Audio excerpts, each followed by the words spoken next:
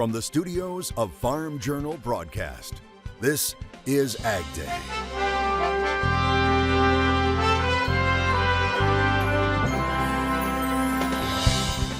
The impacts of a deepening drought. The real spike in prices will come when we do start that rebuilding process. What it all means for one of the biggest cattle producing states in the country. USDA weighs possible changes to school meals, and the dairy industry has some concerns.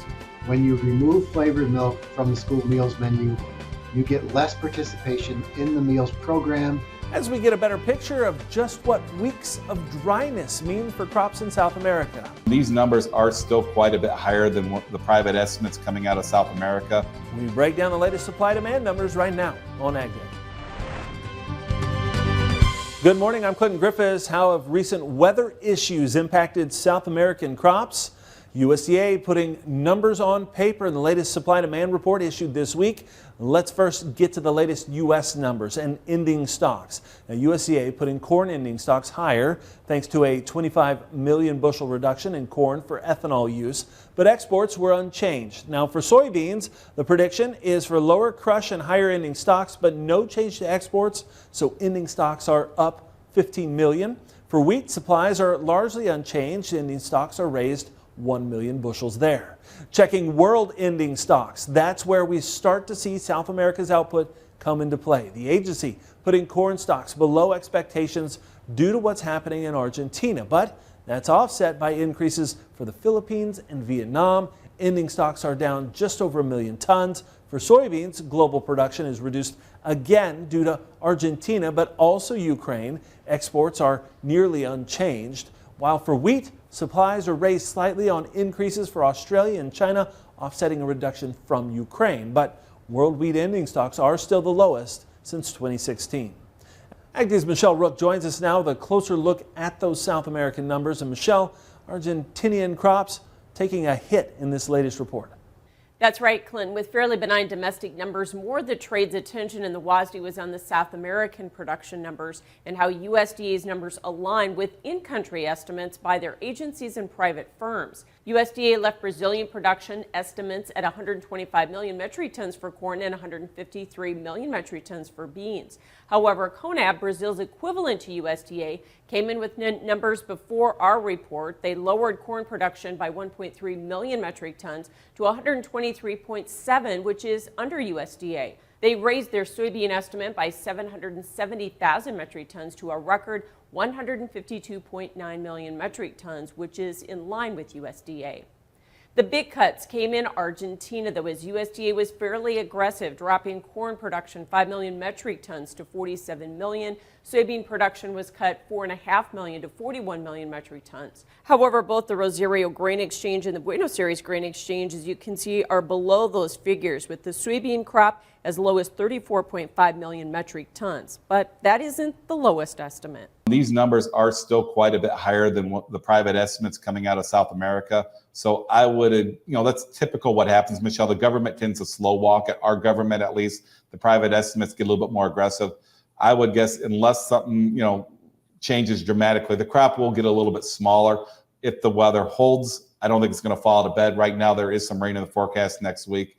If that happens, that will hopefully help put a bottom in the size of that crop for them. McCormick says the market has been trading the Argentina weather problems for nearly 6 weeks. So he cautions producers the lower private estimates for Argentina may already be priced into the market.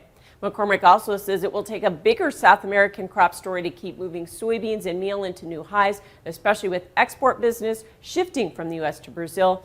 And we'll talk about where prices may be headed in market analysis later in the newscast. A weather system across the Mississippi Valley and the Great Lakes is about to dump a lot of rain and snow. Meteorologist Chuck Heaver joins us with an update. Well, the big news today in the United States is going to be the wind. We've got massive amounts of wind pushing through the upper Midwest and the Great Lakes. We're going to have wind gusts up to 60 miles per hour around Chicago. Then things lighten up, and you can see just as we calm down. But on top of that wind, we're going to have some precipitation, some severe weather potential damage, and snow off to the northwest of Chicago. That slides through. And wow, it's going to be an interesting day tomorrow. Well, okay. Now, we're throwing it back to old school this morning. Check out this video shared by Harvest Fest. That's a McCormick Deering binder, picking corn the old-fashioned way, one row at a time. They say the longer tongue was used to hitch a team of horses back in the day, so they just modified it a bit in order to use a tractor. And they say it still needs a bit more restoration work, but hey, it still works. Okay, I'll have your full forecast coming up. As we first told you yesterday, USDA is forecasting net farm income is expected to drop 16% this year. One of the big reasons, higher production expenses. The Economic Research Service predicting those expenses will increase by $18.2 billion overall, an increase of more than 4% from last year. Let's unpack this one graphic that holds a lot of information. Now, feed expenses in yellow, the largest single expense category. It's forecast to actually fall more than 5% from last year, but interest expenses are expected to rise more than 22%. That's after a 42% increase last year. Livestock and poultry expenses just below that. They could rise 14%. And labor costs in orange are also predicted to rise more than 7%, while feed and fertilizer expenses projected to decline. And those higher costs are one of the reasons why egg prices remain high, along with the ongoing battle against bird flu. Now, some senators are calling for an acceleration of USDA's bird flu response. A bipartisan group of 8 senators urging USDA Secretary Tom Vilsack to move faster to deploy $64 million in funding set aside to respond to the ongoing highly pathogenic avian influenza outbreak. Now, that's up $1 million from the last 2 years. Lawmakers are also seeking an APHIS update on the outbreak and indemnity payments to affected farmers. Meanwhile, the State Department of Agriculture officials are working with members of Congress to provide solutions for processors and producers through the Farm Bill. Now, one of the options is vaccinating the flock, which has a negative export implication. However, one state secretary of Ag says it may be necessary, as he says the status quo is just not acceptable. I mean, we cannot do this forever. That's just not, I mean, it's $9 for 18 eggs in Pierce, South Dakota. That's not sustainable on the price side, and it's not sustainable on the public side. It's not sustainable on the producer side. It's just, we need to look for options to that because it's not working now. Avian influenza has infected more than 58 million birds nationwide and contributed to a more than 30% jump in egg prices last year. USDA is also proposing updates to the school nutrition standards, and the dairy industry is weighing in on possible changes to how milk is served. Currently, some 30 million students eat school lunch. USDA is proposing more whole grains with flexibility for pasta or tortillas once a week. It's pushing to cut salt by up to 30%, reduce gradually from now through 2029, and it's asking for feedback on changes to low-fat flavored milk. Now, one idea would leave milk as is. Another would limit low-fat flavored milk to just older students, eliminating it for elementary school-age kids. The goal is to reduce added sugars. Now, the International Dairy Foods Association says the end result will be fewer kids eating lunch. Studies have been done in schools in Colorado and New Mexico and Arizona and schools throughout the country. When you remove flavored milk from the school meals menu, you get less participation in the meals program and you get kids consuming less food. When you add it back, those numbers return, they rebound. You get more kids participating. You get them consuming more food, so there's less waste. And why is that important if you're a parent? Because the kids are getting more nutrients, the nutrients that they need. Now, he says the milk currently served in schools already meets the new proposal's sugar requirements, adding that flavored milk offers 13 essential nutrients. Now, the Department of Ag is seeking more feedback via a 60-day comment period. It started this week. USDA also putting out a new orange crop production report calling for production to be down another 3% from last month, with hurricanes and citrus greening helping to drive orange juice futures into record territory. Wednesday, futures at one point rallied up $8 per hundred on the March contract, now above $2.57. That's a new all-time high. The previous record was set back in 2016. What's driving that increase? A continually shrinking forecast for orange production in Florida. The new USDA report putting Florida all orange forecast at 16 million boxes. That's the lowest since 1934, and that's down a whopping 61% from last season. Hurricanes and the continued production erosion from citrus greening eating into those numbers. Futures are up more than 20% since the start of the year. Market reaction to Wednesday's WASDE report was muted. We'll dig into the numbers next in analysis. And later, drought in the southern plains may help push cattle prices to near record highs. We'll see how Oklahoma plays into the mix ahead on AgDay. AgDay is brought to you by Germinator Closing Wheels. Perfected in conventional, excels in no-till. Order 12 to 16 rows today and qualify for free shipping or 20% off an end zone moisture management package.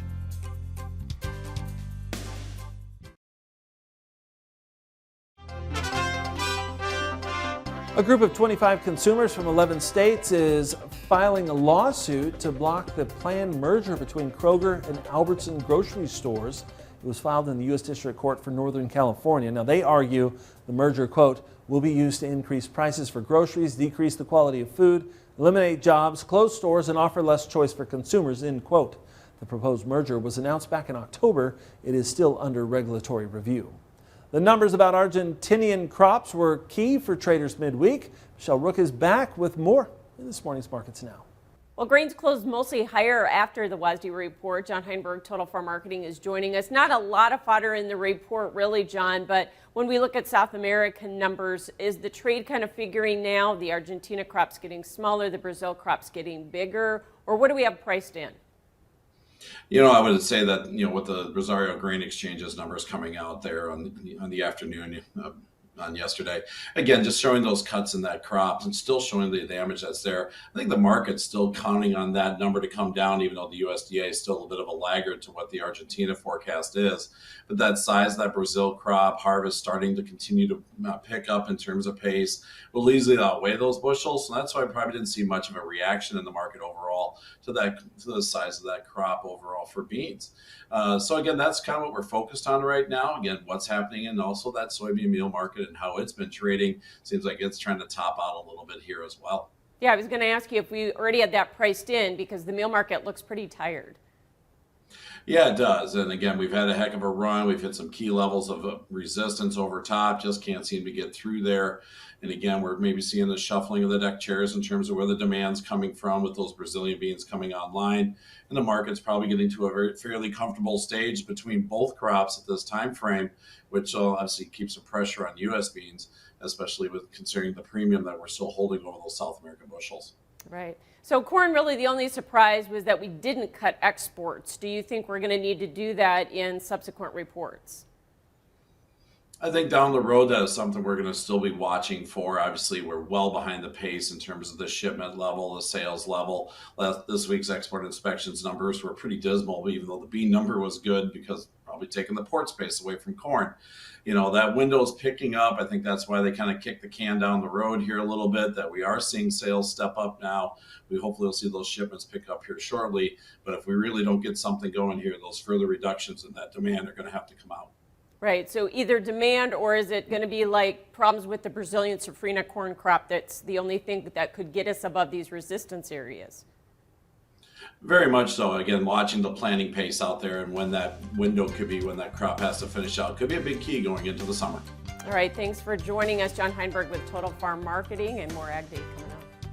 To discuss marketing strategies, call 800-334-9779. AgDay is brought to you by Duracade Viptera.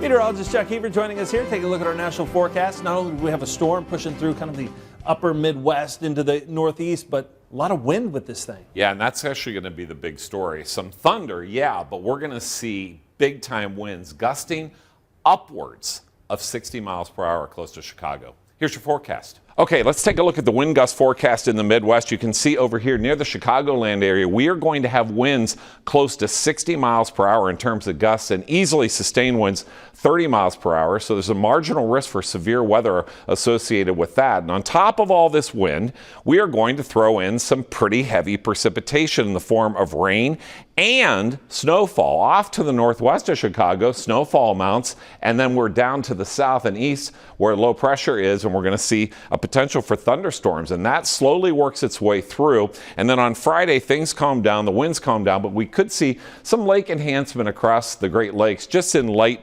forms with some precipitation of rain and scattered snow showers. Definitely not out of the question. Down to the southeast, you can see the severe weather along through Atlanta, and heavy amounts of rain accumulate down there. You can see on the precipitation forecast, large amounts of rain down to the south and east, and then in the form of snow off to the northwest of Chicago. You can see the snow amounts here in purple, 3 to 6, maybe higher amounts in some locations with that storm. All the cold air is bottled up in Canada, and so for us, most of the country is going to remain mild. In fact, you're going to see high temperatures in the Midwest next week around Valentine's Day. We're going to see temperatures in the 50s, which is just incredible. No big, large air intrusions except later in the week on next Thursday. So there you go. Chicago at 42 tomorrow. San Antonio 73 for the high today. Then tonight things will chill off, 26 in Chicago. And then tomorrow we're looking at temperatures, not so bad throughout the country.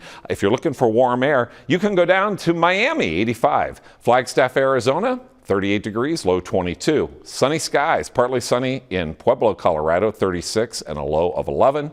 And Raleigh, North Carolina, a high 70, low 56.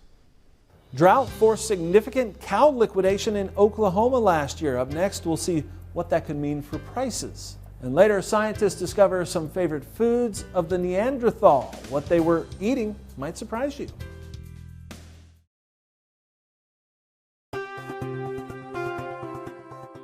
Drover's Report on Ag Day is brought to you by Beringer Ingelheim, because cattle first is a remark only made remarkable by you, producers and veterinarians across the country. When it comes to drought and cattle production, Oklahoma has been hit hard. Livestock marketing specialist Darrell Peel of Oklahoma State University says the January 1st inventory of all cattle and calves in Oklahoma was down 11.5% year over year, down to 4.6 million head. Now, he says the state is still the second largest beef cow state after Texas, but is now just fractionally larger than Missouri.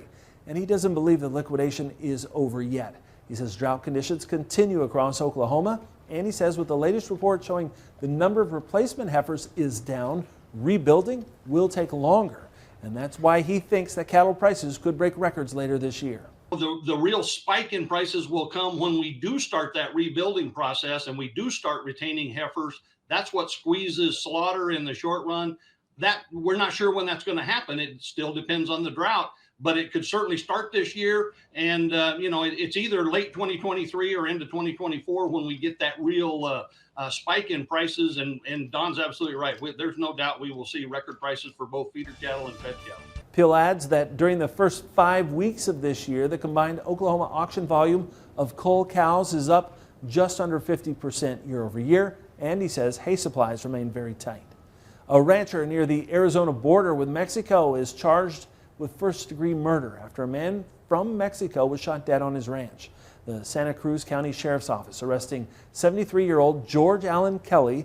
Now he's being held on a $1 million bond. Investigators identifying the victim as 48-year-old Gabriel Cuenbutamia. They say he lived just south of the border in Nogales, Mexico. The address where the death happened is the same one listed in public records for Kelly's cattle ranch. Authorities haven't provided information on a possible motive. The Daily Mail reporting the victim had a history of illegally crossing the border and had been deported back to Mexico multiple times. Well, if you love seafood, it may be in your genes. Researchers discover an early human connection to the sea. Next.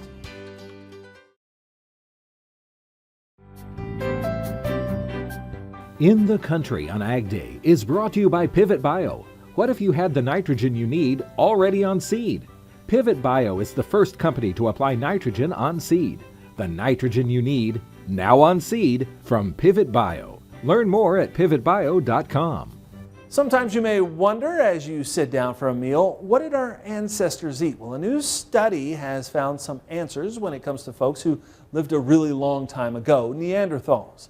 Archaeologists excavating a site near Lisbon, Portugal, discovered Neanderthals living 90,000 years ago had a taste for crabs. They say they regularly caught them, roasted them on coals, and ate them. Now, they report finding the remains of shellfish like mussels and clams, but also scraps from the brown crab were particularly high in number. Researchers say the finding is significant, not just because it helps us know what they ate, but because it helps debunk the notion that a taste for seafood, which is rich in omega-3 fatty acids important for brain growth, was one of the unique factors that made our own species smarter than other prehistoric humans, such as Neanderthals. And that's all the time we have this morning. From all of us here at AgDay, I'm Clinton Griffiths. Thanks for watching.